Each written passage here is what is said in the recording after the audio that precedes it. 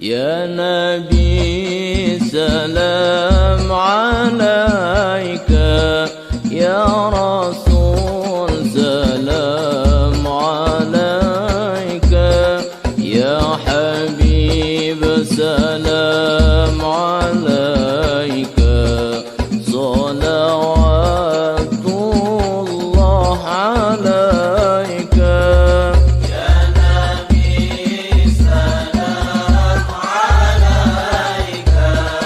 يا رسول سلام عليك يا حبيب سلام عليك صلوات الله عليك أشرق البدر علينا فالتفت منه البدور مثل حسنك ما رأينا قط يا وجه السرور يا نبي سلام عليك يا رسول سلام عليك يا حبيب سلام عليك صلوات الله عليك أنت شمس أنت بدر أنت نور فوق نوري أنت إكسير وغالي أنت مصباح الصدور يا نبي سلام عليك يا رسول سلام عليك يا حبيب سلام عليك صلوات الله عليك يا حبيبي يا محمد يا عروس الخفيقين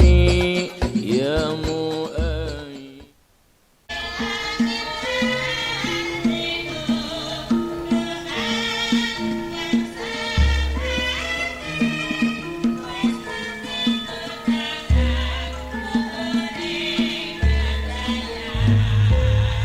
Ayo nggih putraku sakloro sanyata yekti yen nyo bebrayan padyaning bebrayan agung mugia tansah jumbuh kang kitayuh sembodo kang jenengka dadi kang kaesti slamet datan ribet mewah sugeng datan pabeng rahayu tanpa bendu rahayu kang tinembung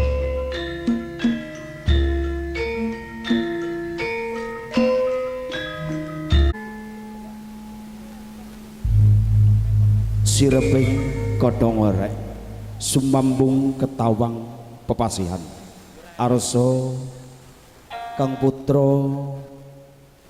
kaupacara bobot timbang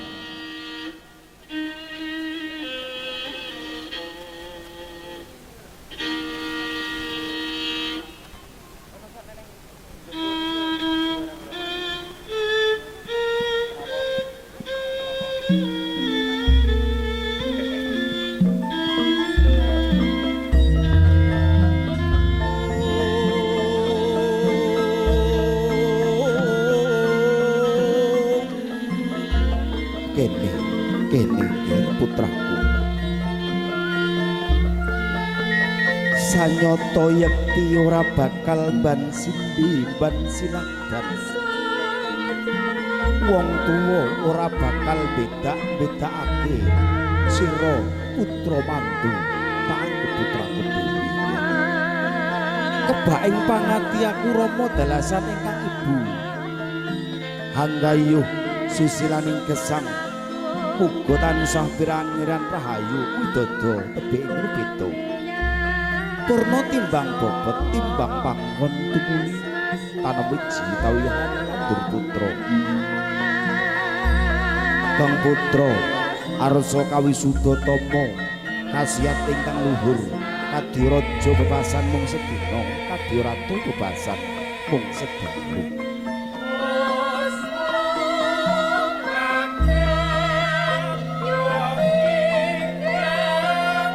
kanthi ngucapaken bismillahirrahmanirrahim la haula wala quwata illa billahil aliyyil azim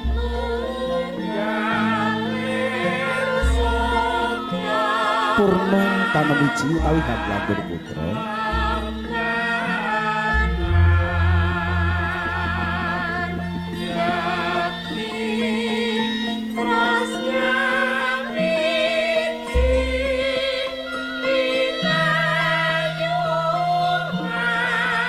nampi rawuhipun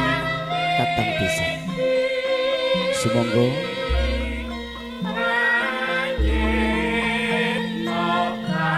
pisan kagum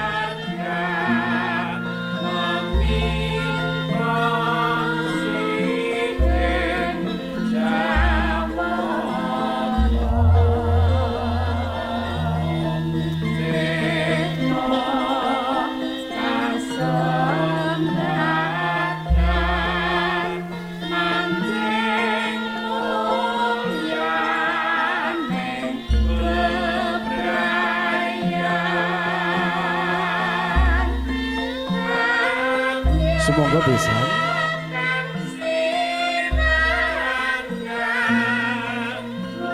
pisan saking ejeng sumangga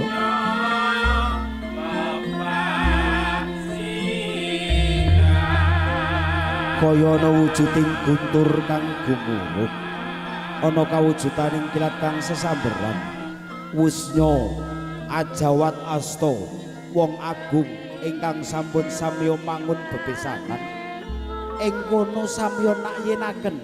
wilujeng rawuhipun pindha ing kajugrukan Wukir Sari kabanem ing seganten madu monggo pisan kakung pinarak wonten panggenan ingkang sampun campuran arta receh cinampuran kacang kawak kelawan beli kawak arsa sinutak dening penganten kakung tinampi dening penganten putri senajan to ing mangkono wujuding guna kaya namung sagedi penganten putri nampi kanthi kebaing nastiti gemitur pangati-ati sasampunipun tinampi tumuli tinangsulan kanthi singset kajar gujur ing pangajap rezekining karo ben bisa mancur sumulur kacang kawak buli kawak wong liya bisa dadi sanak pepindhane kaya dene ngumpulake balung kang sampe apa bisa mangkono sawisnya tinangsulan kanthi singset dina kaya tumuli den ditepaken tuan Rama saha ingkang ibu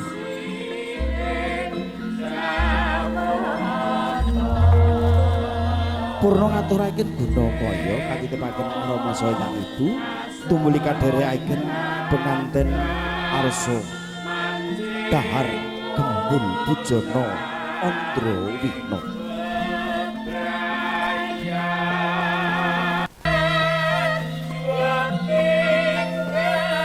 ing kono samakta ana wujuding sekul pinarjangkep lawuhipun ana lawuh ati antep pindang antep tigan datang ing kono wujud golong ingkang gilik wujud golong ingkang malih menika nedahaken golong ing sedya Serat Maja penganten kekalih kalamun wis bisa manunggalake cipta rasa karsa mewah karyane arsa gesang sesarengan wonten madyaning bebrayan agung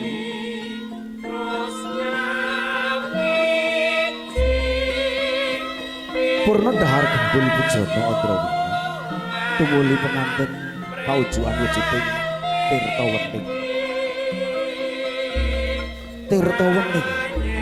tirta tegesing banyu wening tegesing mah ngambut sih sutresna susilaning agrami kanthi meneping penggalih wening ing cipta uga tansah ibut marang Gusti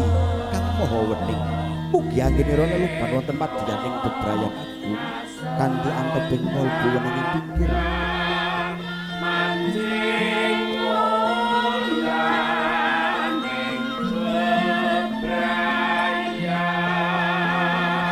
Purna kepareng Sirat Mojo penganten arsa sumungkem wonten ngersanipun Kang Rama saderengipun sungkem lolos dewung ingkang rumiyin canila kalepas tanpa seni nyawang wong ayuang leman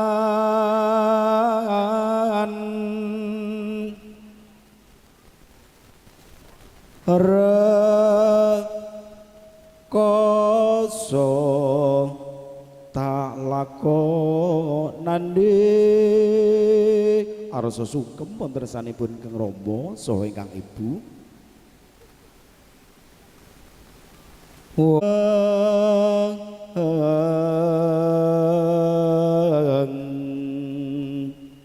yen madya kuwis purun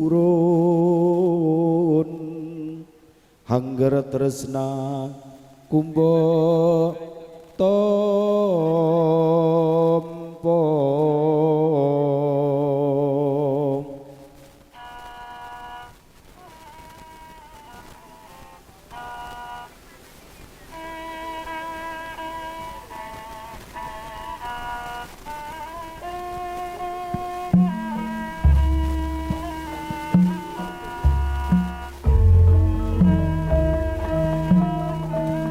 ngaturaken sembah pangabekti kula kunjuk Rama saha ingkang Ibu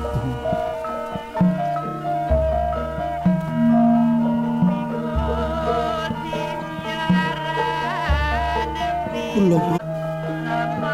nenggih nyuwun palilah nyuwun pangestu dhateng panjenengan Rama saha ingkang Ibu. Mugi anggen kula lelomban wonten madyaning bebrayan agung kanthi donga pangestu Rama Delasan ingkang Ibu satembah pahanan urip ayem tentrem tinebena saking godha lan rubeda nggih. Nggih putraku iki wiwitaning urip ya nggih. Ing besoke bakal nemoni kahanan. Ora ana urip kang tanpa coba. Ora ana tresna kang tanpa godha ya nggih. Mula bebrayana kanthi tatak mengko pungkasane bakal tutup nggih. Mung panyunane wong tuwa suwargane wong tuwa ora kepengin dikunjung panganan kang rasa kunjungan kang gawe segering salira ning suwargane wong tuwa sak kalimah rong kalimah digugulan ditiru iku minangka suwargane wong tuwa. Purna sungkem wonten sanipun Kang Rama saha Kang Ibu duwung keprabenata utawi sawung kanenggar kaagem malih pratandha narendra tan tebih saking agemanipun.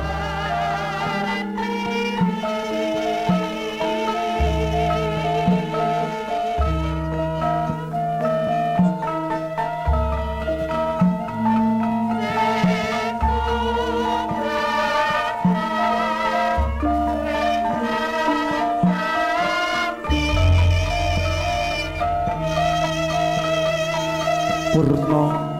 sungkem wonten sanipun Kang Rama saha Kang Ibu kunjuk katengku foto-foto rahayuning sedya kasumangga.